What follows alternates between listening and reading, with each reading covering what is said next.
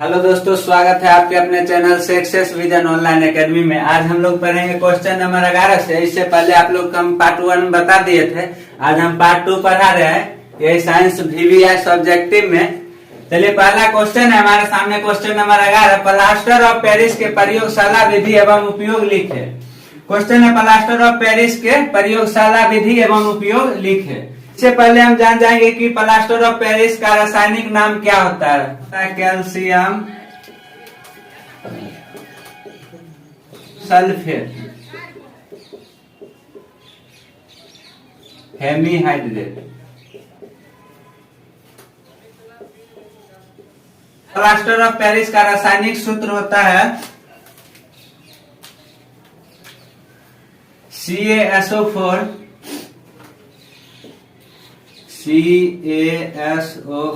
into half H2O।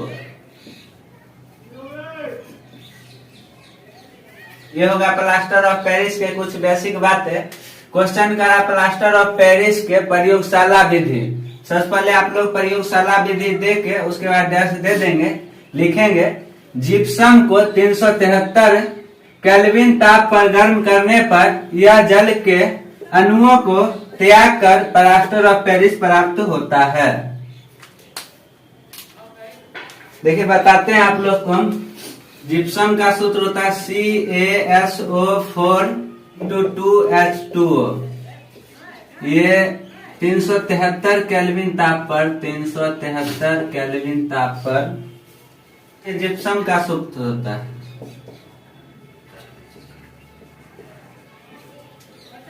CaSO4 into 2H2O ये gypsum का सूत्र होता है। इसको 373 केल्विन ताप पर गर्म करने पर प्राप्त होगा प्लास्टर ऑफ पेरिस।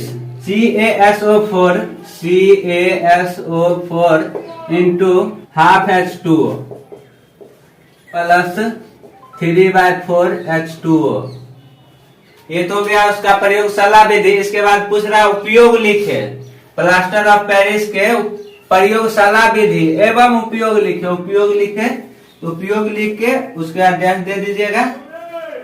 पहला हो गया उपयोग में, यह टूटी हुई हड्डियों पर प्लास्टर करने में प्रयोग किया जाता है। दूसरा हो गया इसका उपयोग ब्लैक बोर्ड पर लिखने की चौक बनाने में क्या होता है या किया जाता है। और तीसरा हो गया सांचे बनाने में। चलिए, अब आते हैं क्वेश्चन नंबर 12 की ओर। क्वेश्चन नंबर 12 कहता है उदासीनीकरण अभिक्रिया क्या है, एक उदाहरण दे। उदासीनीकरण अभिक्रिया क्या है, एक उदाहरण दे। इसका उत्तर हो जाएगा उदासीनीकरण वैसी अभिक्रिया है जिसमें अम्ल एवं भस्म आपस में अभिक्रिया कर दोनों एक दूसरे को उदासीन कर देते हैं तथा लवण एवं जल बनाते हैं। बोला उदाहरण देने के लिए, इसमें एक उदासीनीकरण एक ऐसी अभिक्रिया जिसमें अम्ल एवं भस्म आपस में अभिक्रिया करके लवण तथा जल बनाते हैं। उदाहरण हो गया सोडियम हाइड्रोक्साइड, ये हो गया भस्म।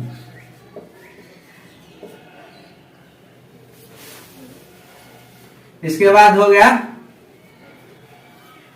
हाइड्रोक्लोरिक HCl, ये हो गया अम्ल, हाइड्रोक्लोरिक अम्ल।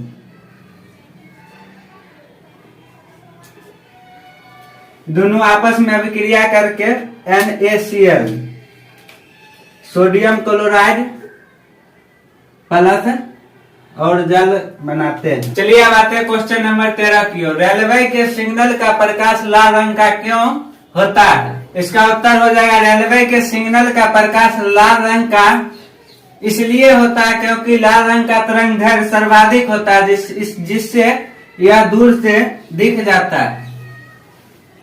चलिए, अब आते हैं अपने क्वेश्चन नंबर 14 की ओर। हीरे का अपवर्तनांक 2.42 है, इस कथन का क्या अभिप्राय है।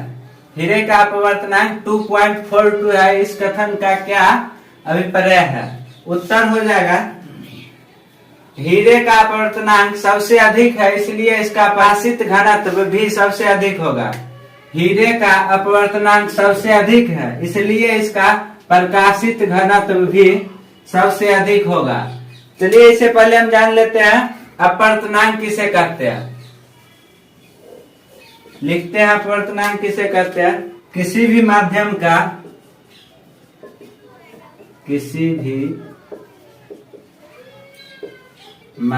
का वह गुण है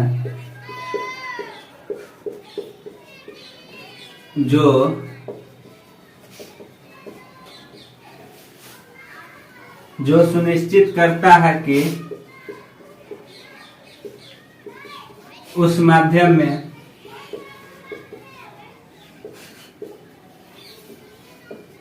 प्रकाश की चाल क्या होगा। किसी भी माध्यम का वह गुण है जो सुनिश्चित करता है कि उस माध्यम में प्रकाश की चाल क्या होगा। ये हो गया अपवर्तनांक की परिभाषा। अपवर्तनांक को म्यू से सूचित करते हैं। म्यू अपवर्तनांक बराबर होता है निर्वात में प्रकाश की चाल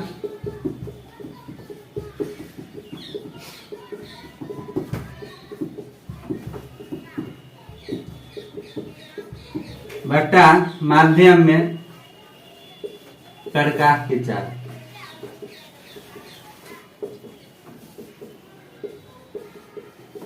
म्यू अपवर्तनांक बराबर म्यू से डिनोट करते हैं, इसलिए म्यू बराबर हो जाएगा सी बट्टे भी। लिमिट आते हैं पहले।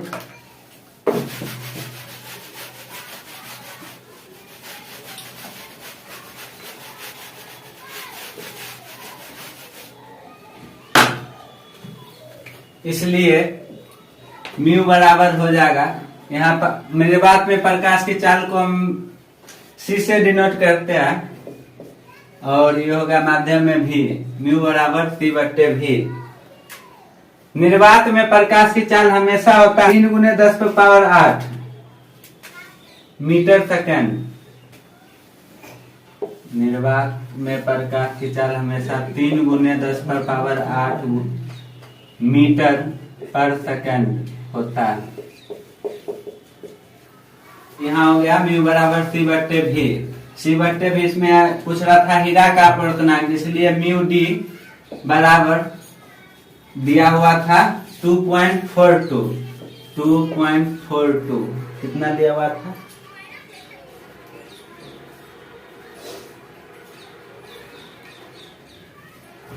म्यू बराबर 2.42 बराबर हो जाएगा सी बट्टे भी डी। डायमंड का नीचे में माध्यम हीरा का निकाले हैं तो डायमंड सी भी डी हो जाएगा सी बट्टे भी डी बराबर हो जाएगा भी डी बराबर सी बट्टे 2.42। म्यू बराबर दिया हुआ था डायमंड का अपवर्तनांक, हीरे का अपवर्तनांक 2.42 बराबर सी बट्टे भी डी। सी हो गया निर्वात में प्रकाश की चाल, भी डी हो गया माध्यम में प्रकाश की चाल, मतलब भी डायमंड था हीरा था प्रकाश माध्यम, तो यहाँ हो गया भी डी बराबर सी बट्टे 2.42। अर्थ हो गया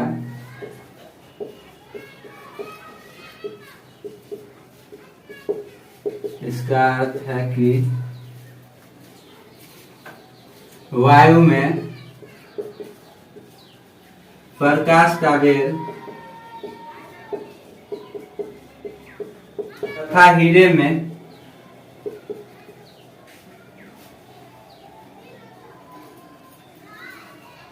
इसका अर्थ है कि वायु में प्रकाश का वेग तथा हीरे में प्रकाश का वेग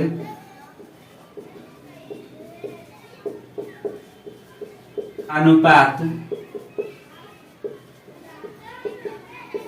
2.42 है।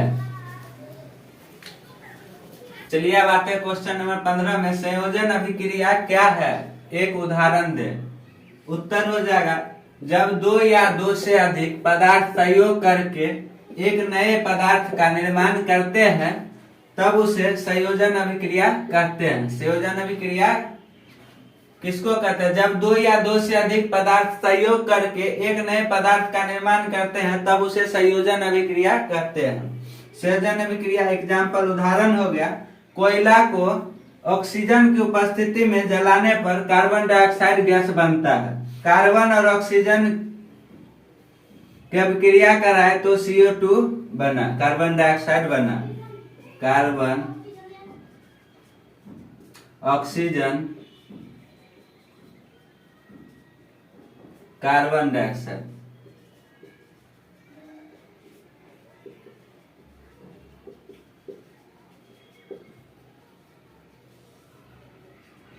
दूसरा एग्जांपल हो गया, हाइड्रोजन ऑक्सीजन से अभिक्रिया करके जल बनाता है। H2 हाइड्रोजन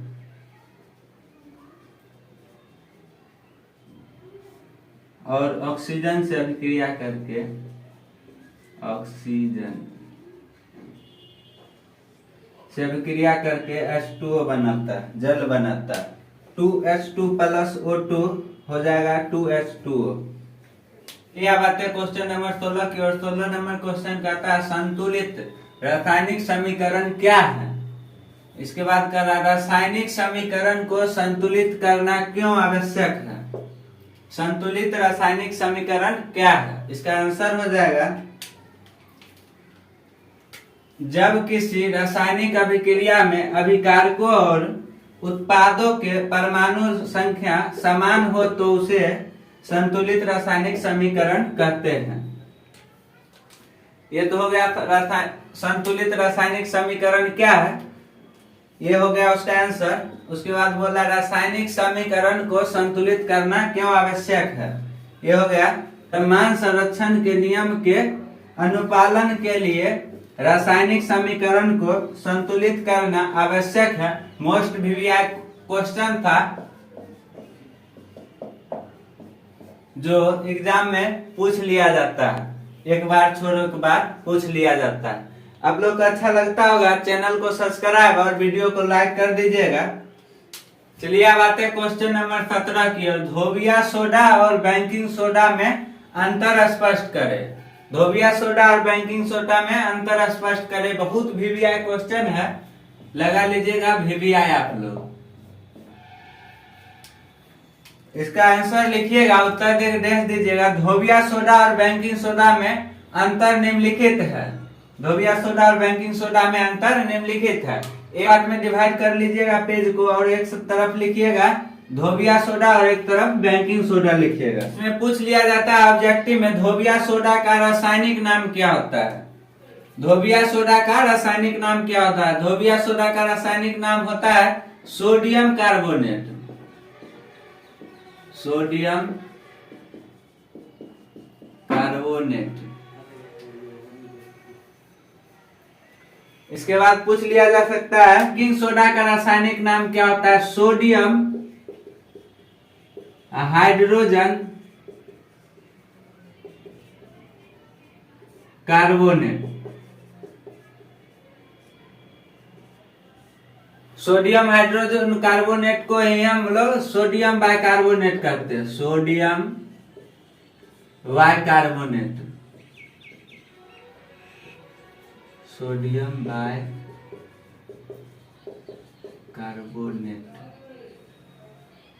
या sodium hydrogen carbonate. Baking soda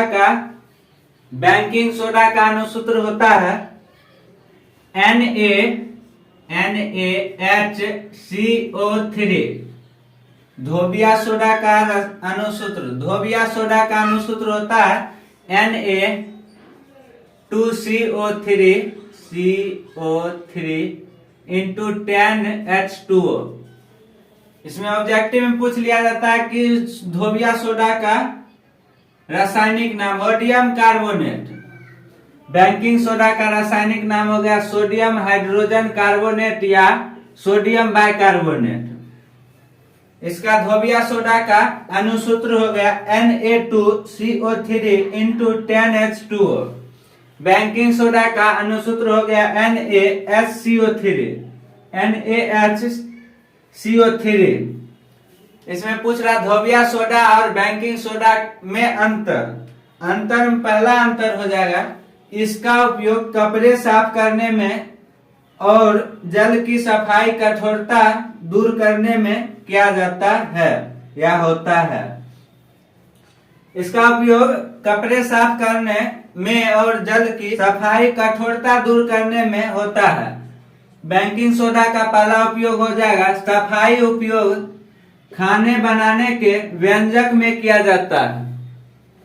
इसमें दूसरा हो जाएगा इसका उपयोग कांच साबुन एवं कागज उद्योग में होता है।